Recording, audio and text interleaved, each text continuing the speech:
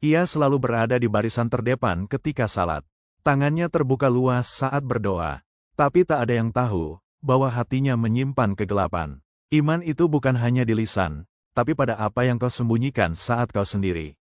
Inilah kisah seorang pemuda yang mengaku beriman, namun kehilangan segalanya karena dustanya kepada Tuhan. Namaku Rahman, dan aku beriman.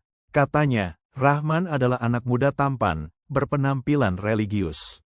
Sorban putih di lehernya seolah menjadi identitas.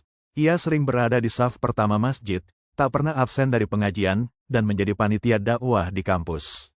Namun, semua itu hanya topeng. Ia tak sungguh-sungguh mencari Tuhan. Semua yang ia lakukan hanyalah cara untuk mendapatkan pengakuan dan kekaguman. Dalam diam, ia membisikkan pada dirinya sendiri.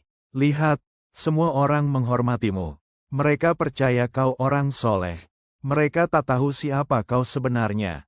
Di balik dinding kamarnya, saat lampu padam dan dunia sunyi, Rahman melakukan hal-hal yang bertolak belakang dengan ucapannya. Ia tertawa dalam dosa, merasa aman karena belum ketahuan. Hingga suatu malam, seorang teman baiknya, Damar, memergokinya di sebuah klub malam. Rahman, Damar, ini bukan seperti yang kau kira. Kau bilang kau beriman pada Allah dan hari akhir.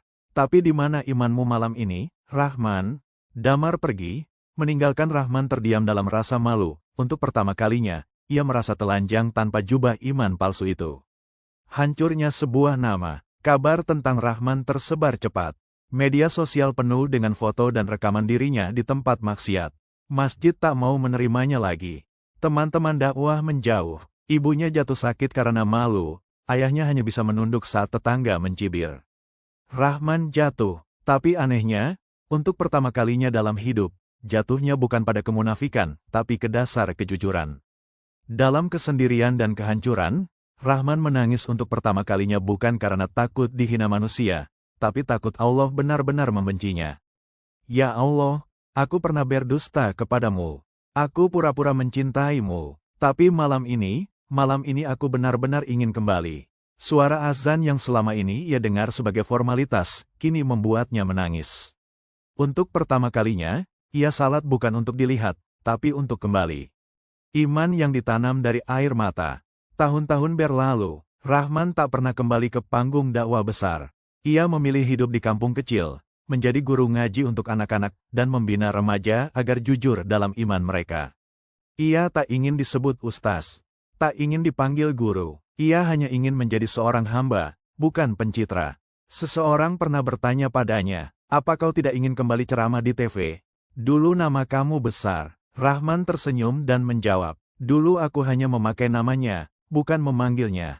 Sekarang, biarlah aku kecil di mata manusia, asal aku besar di hadapan Tuhan. Berhati-hatilah dengan lisan yang berkata, aku beriman, sebab Allah tak menilai dari suara, tapi dari isi hati. Rahman bukan satu-satunya, mungkin di antara kita, ada yang masih menyimpan dusta serupa. Tapi ketahuilah, jalan pulang kepada Allah, tak pernah ditutup.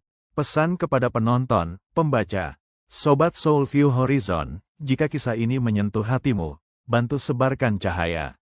Klik subscribe, dan mari kita renungi tiap ayat Al-Quran bukan hanya dengan pikiran, tapi dengan hati.